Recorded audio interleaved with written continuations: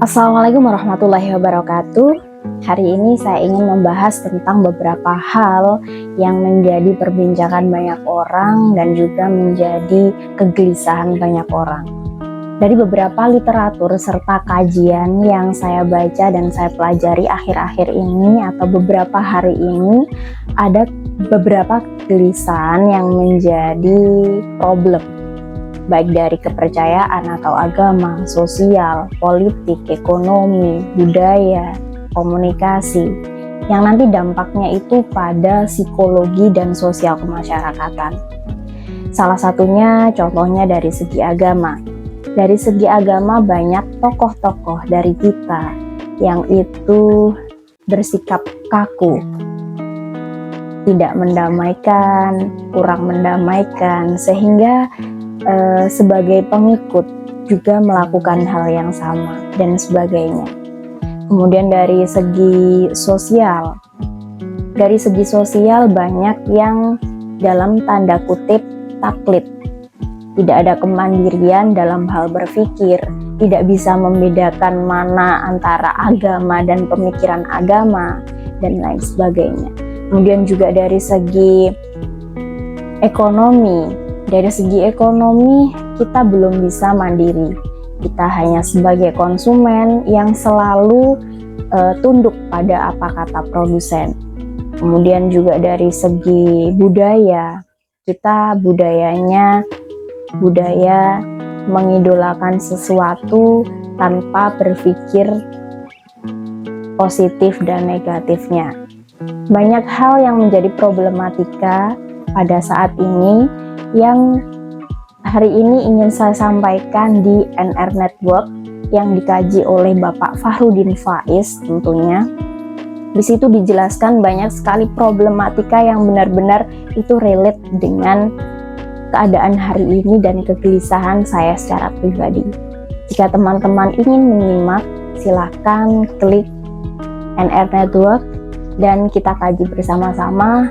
Apa yang kita bisa lakukan, kita lakukan, dan apa yang tidak bisa kita lakukan, paling tidak kita tidak ikut andil dalam kerusakan-kerusakan itu.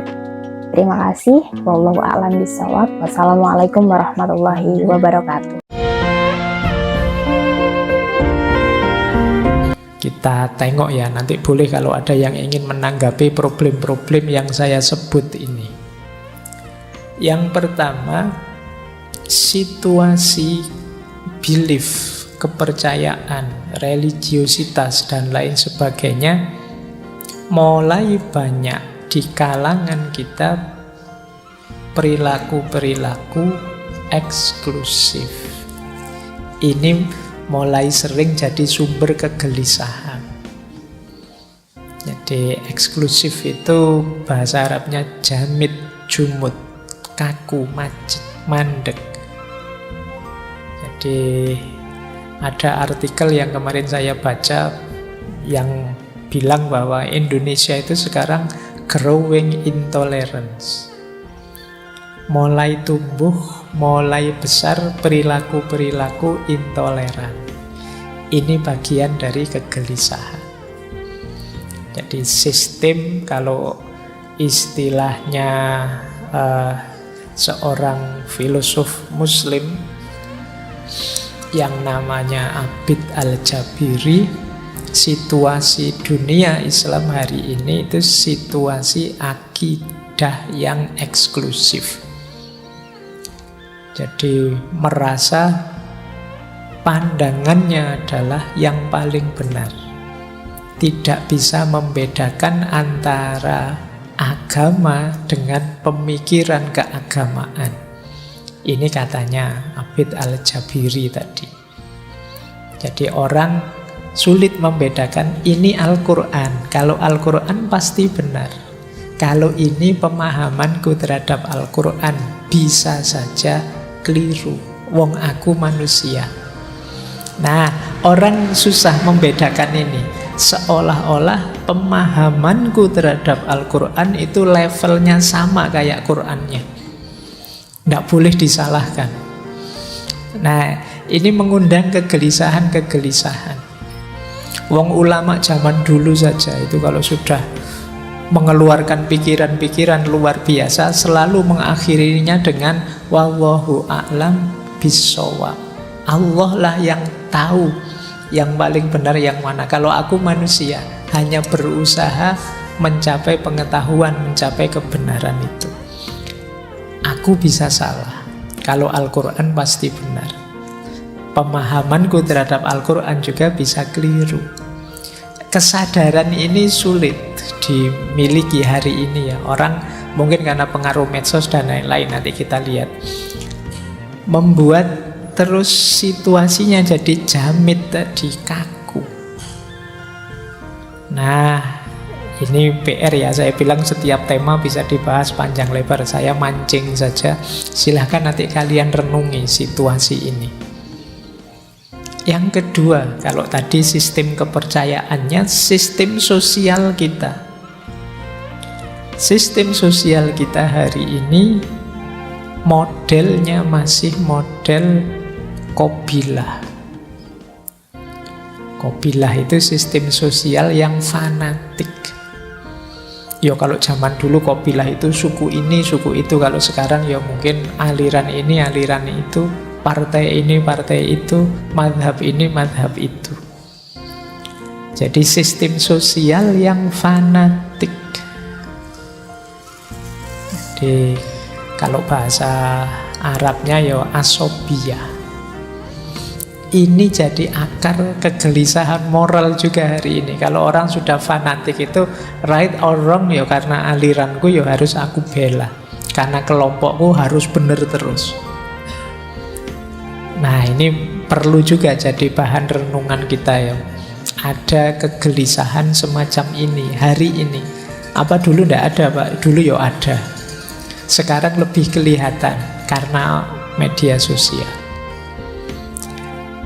Yang ketiga, sistem budaya. Sistem budaya kita masih polanya inferiority. Kita ini masih sering rendah diri. Sehingga akhirnya modelnya di situ tak tulis taklid. Jadi taklid itu ya ikut saja pokoknya. Ikut idola-idola. Semoga di sini tidak ada yang mengidolakan ngaji filsafat. Karena diidolakan itu diberhalakan.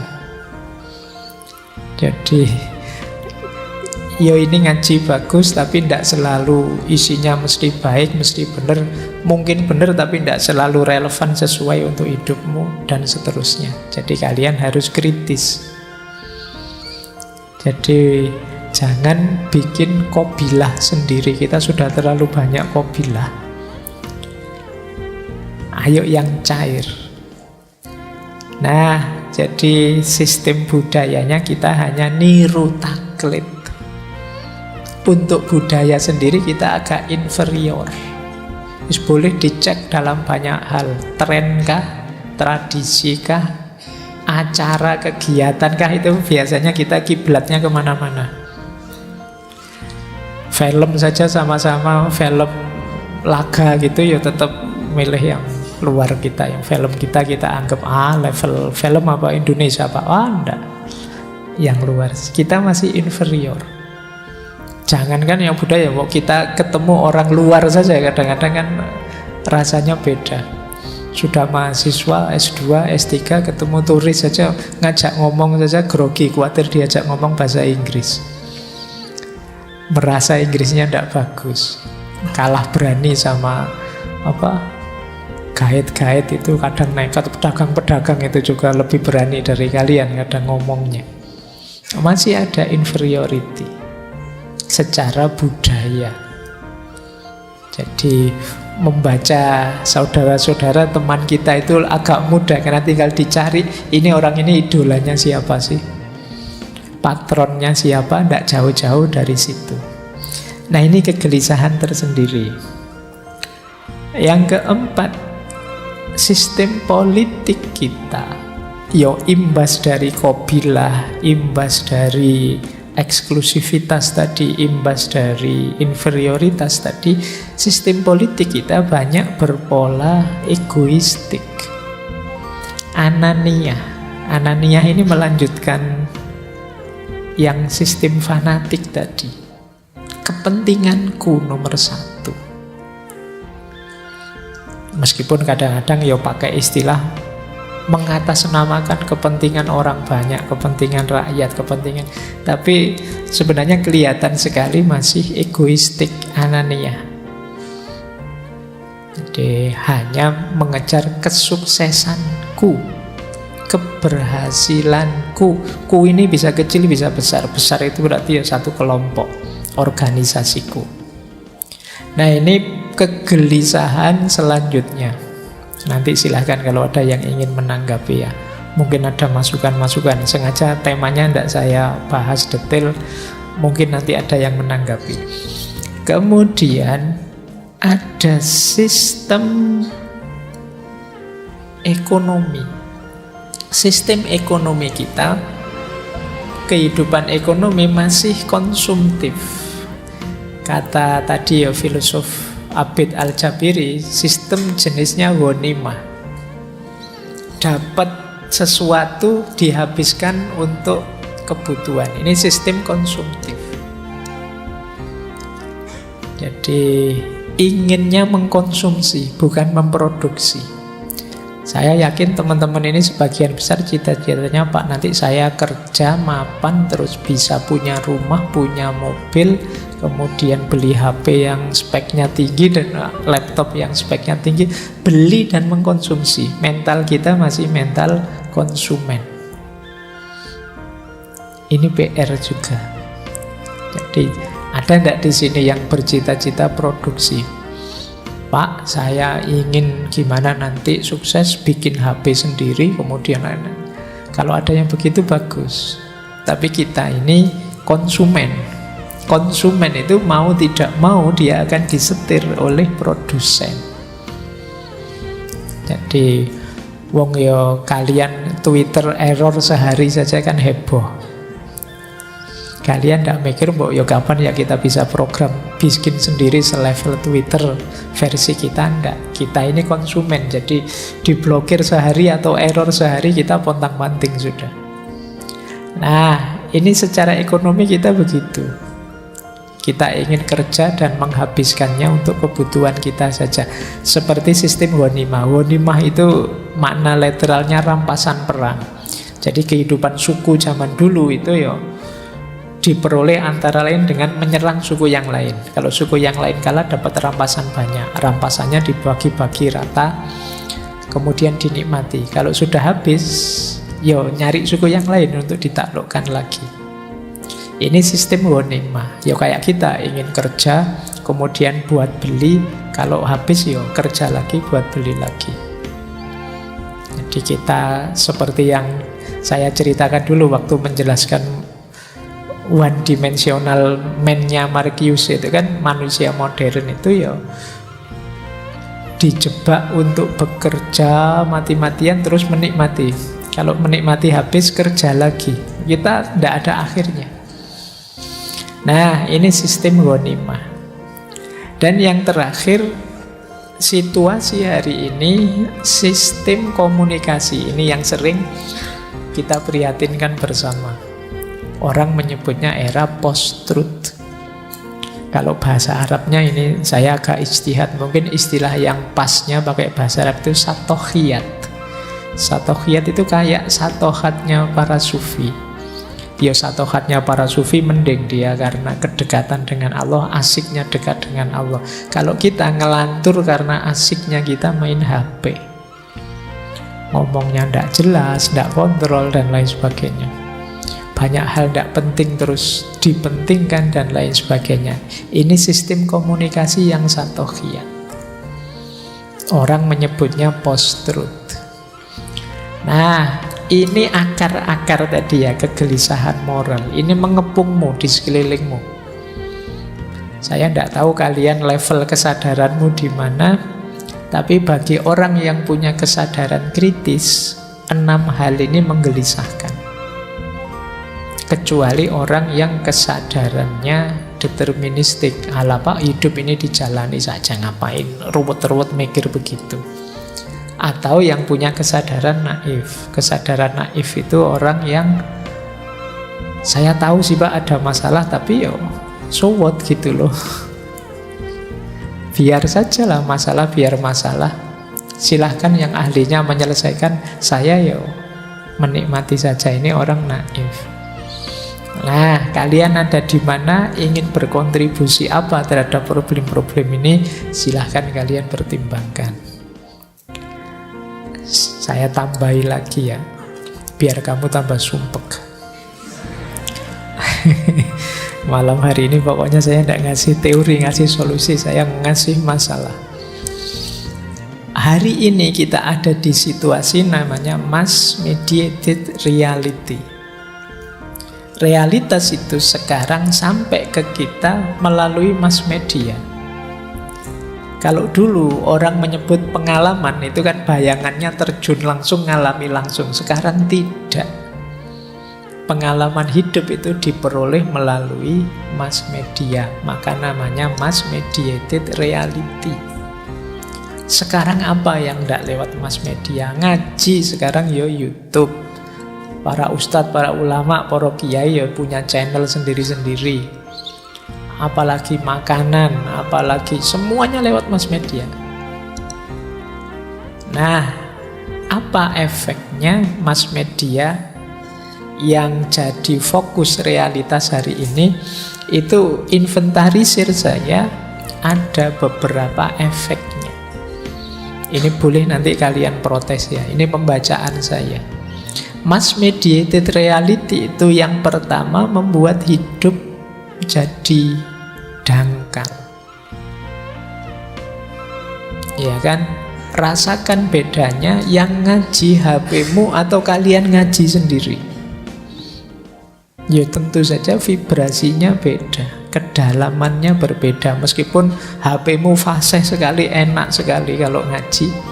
Wong itu memang rekaman. Dengan kamu yang ngaji itu kedalamannya jauh berbeda. Bela sungkawa hadir langsung mengucapkan, kemudian ketemu orangnya jauh beda dengan bela sungkawa yang kamu lewat WA copy paste saja. Anggota grup 100 isinya copy paste kabeh. Loh, oh ya kan? Jadi orang lebih mementingkan citra. Orang lebih mementingkan tampilan. Makanya hidup cenderung terus jadi dangkal. Itu nanti jangan-jangan lama-lama ya tempat-tempat rekreasi itu sepi. Orang prinsipnya ngapain capek-capek datang ke sana. Nonton screensaver saja sama saja indah. Bisa saja nanti begitu. Nah, coba kalian rasakan ya, intimnya ketemu langsung dengan hanya lewat media sosial. Rasakan yang kemarin waktu pandemi, yang mau tidak mau kalian hanya berinteraksi via media sosial, dengan sekarang sudah bisa ketemu langsung. Oh, ngaji gini aja kan rasanya beda kedalamannya. Oke, baik. Yang pertama itu PR kita. Bukan berarti kalau begitu ndak HP-HP-nan Pak, ndak. Ya kamu harus lebih cerdas menyikapinya. Yang kedua, hari ini itu noisy, riuh. Kenapa? Orang semua ingin menunjukkan dirinya.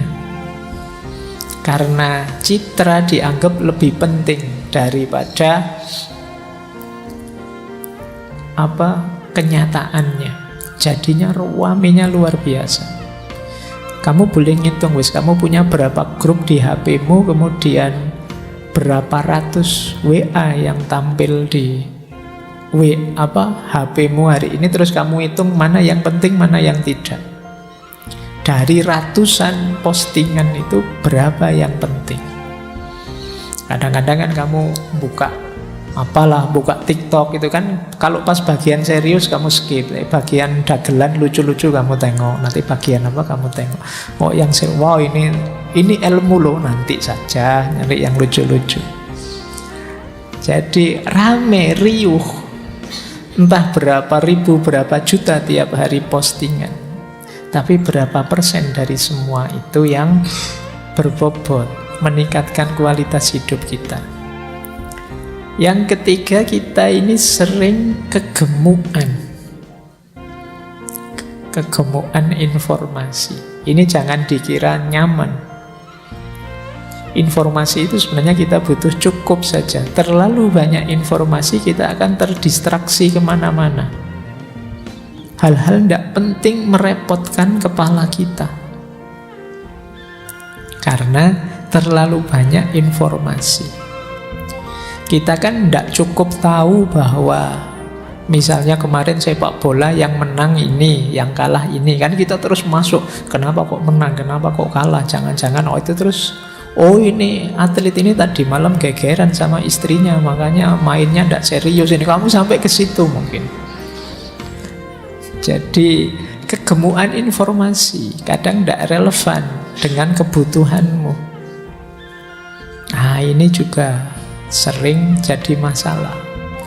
Kalau kalian tangguh, punyalah filter. Kalau ada hal-hal yang tidak penting, di-skip saja. Aku tahu tentang ini juga tidak ada manfaatnya kok, lewati saja. Apa sih pentingnya kalian tahu artis ini sebentar lagi cerai loh Pak, sekarang sudah pisah ranjang, kemarin di wawancara itu.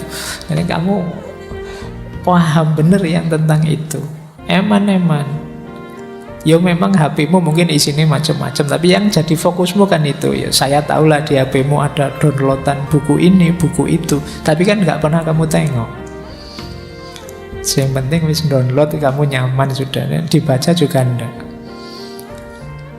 Baik, itu kegemukan. Yang keempat apa? Ketelanjangan. Apa sih sekarang yang enggak kamu pamerkan keluar? Yang menelanjangi bukan orang kok, kamu sendiri. Orang itu ngerti detik per detik kamu sedang ngapain. Kenapa? Kamu ndak berhenti posting. Ngaji ini saja, nanti berangkat ngaji nih di MCS. Nah, ya kan? Sampai depan ngantri nih kopi.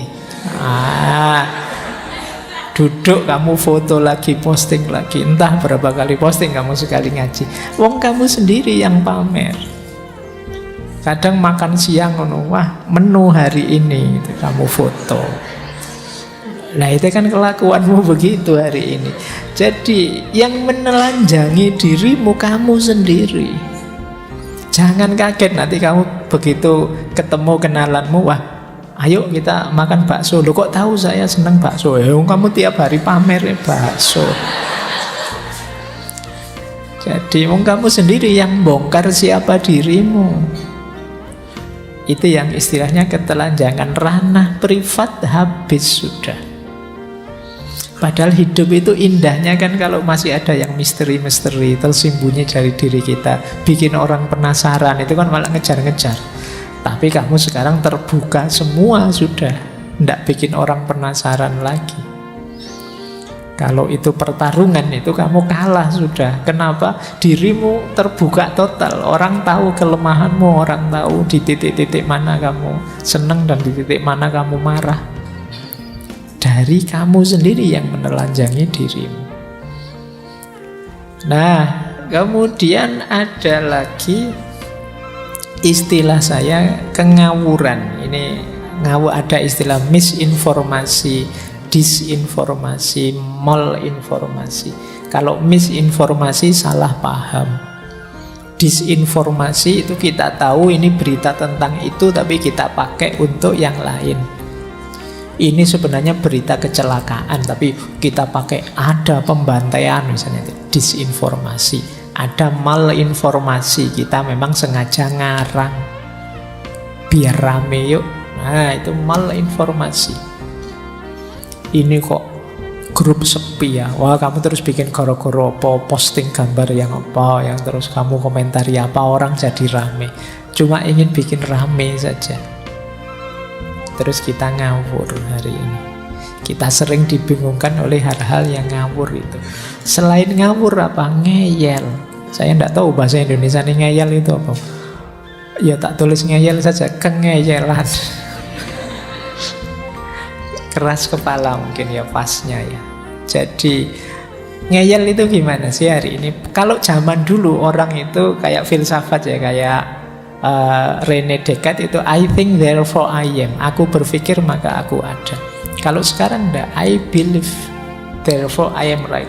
Pokoknya kalau aku yakin benar ya benar wis pokoknya. Wis kamu dikritik enggak bisa sudah.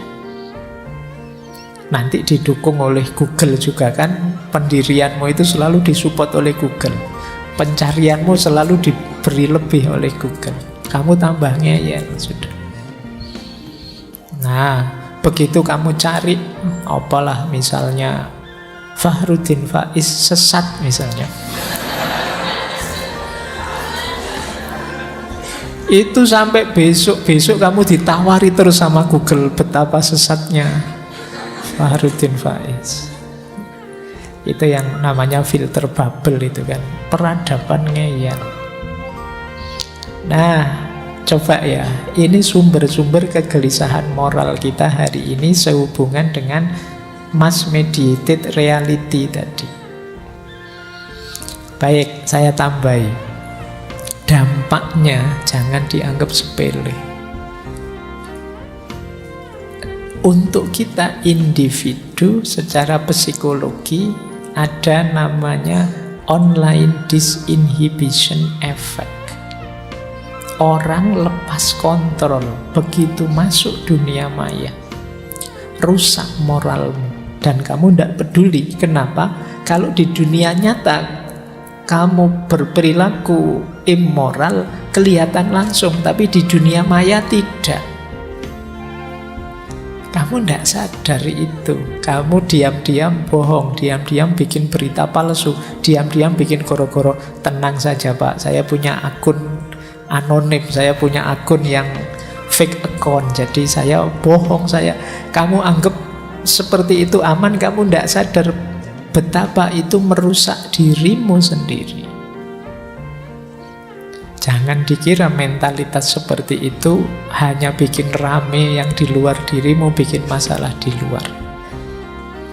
Kerusakan moralmu yang diprihatinkan. Orang lain tidak tahu, tapi dirimu kacau, dirimu rusak. Jadi kalian bikin berita bohong, komen yang ngaco, merusak, menghancurkan reputasinya orang, dan kalian seneng-seneng saja dengan itu. Lumayan rame, padahal saya tadi bohong loh, sekarang rame, asik ini. Nah, seolah-olah itu aman. Ya mungkin aman, kamu tidak ditangkap polisi, tidak ketahuan, tapi moralmu rusak. Ini kalau masif tadi ya, hubungannya dengan generasi. Bagaimana nanti bangunan moral generasi yang akan datang. Yang kedua, ada fear of missing out. Ini orang sering pakai istilah FOMO. Takut kalau tidak eksis. Akhirnya kamu memaksakan diri harus tampil terus di dunia maya, harus tampil terus, posting apa saja. Ini namanya fear of missing out. Tidak penting pun, yang penting kamu tampil. Akhirnya ada orang share apa, kamu lanjutkan, kamu share lagi. Ada orang ngirim apa, kamu tidak paham. Ini ngirim apa tuh kok sulit, alah atau kok apik, tak share lagi aja.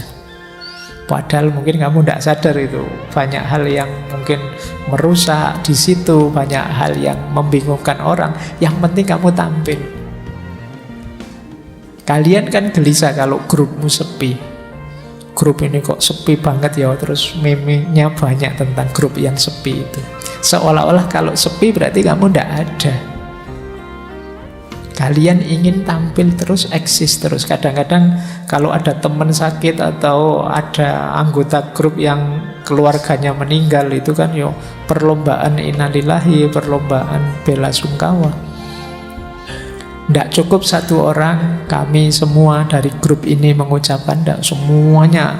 Akhirnya terpaksa kita harus menghapusi satu-satu postingan karena penuh kuotanya.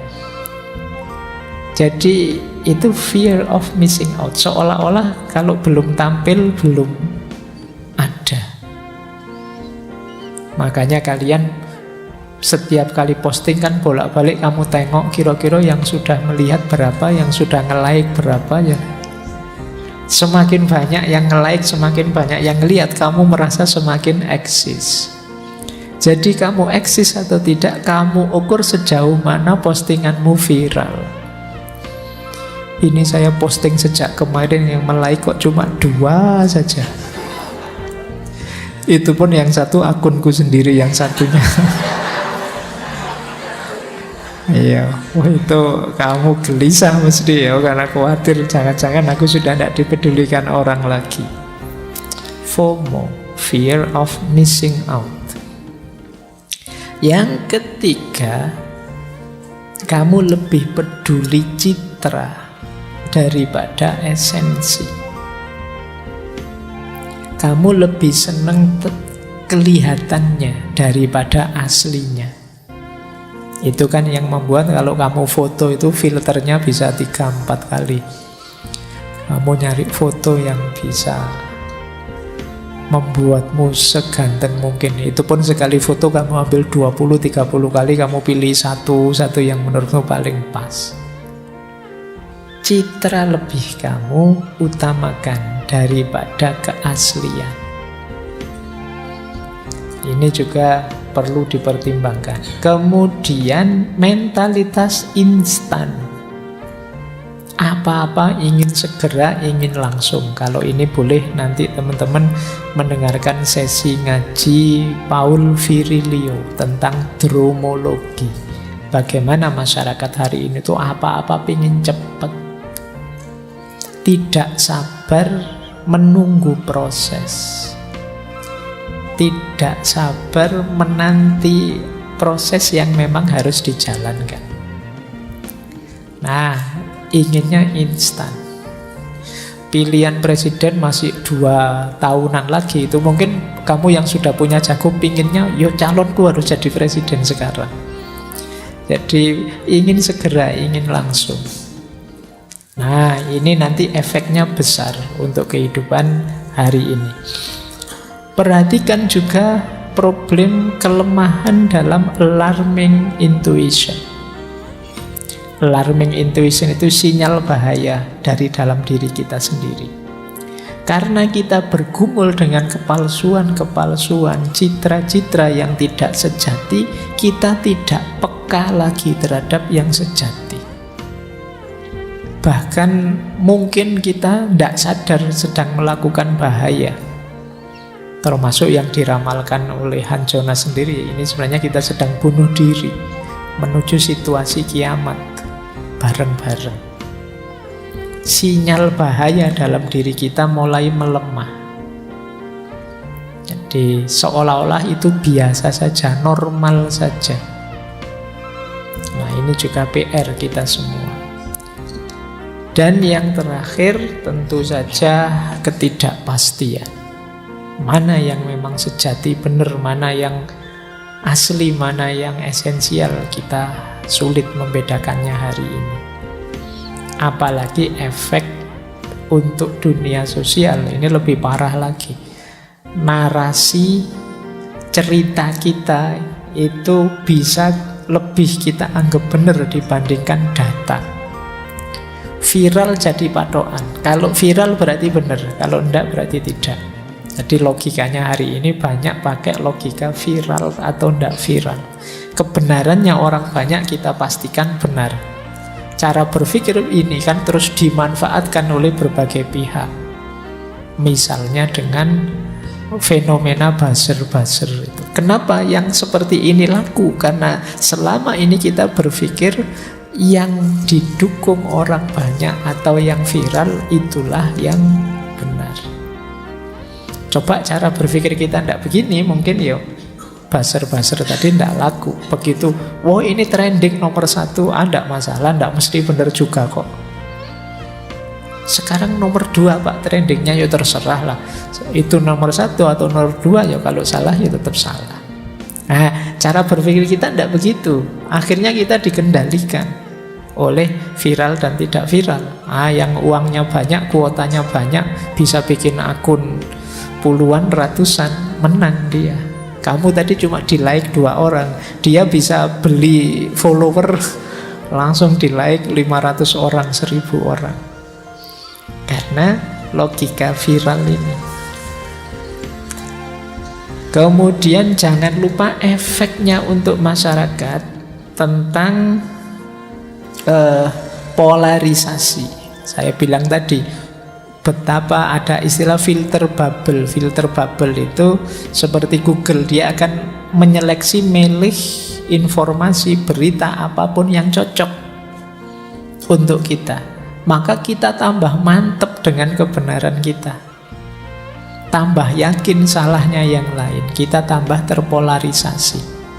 Kita lebih suka mendengarkan gema suara kita sendiri lewat Google. Loh kan saya bener toh, nah kan saya cocok toh, buktinya ini, buktinya ini. Dan Google menyuplai terus bukti-bukti yang cocok. Bukti yang lain nggak ditampilkan ke kita, dia memberi yang kita inginkan saja. Ini problem.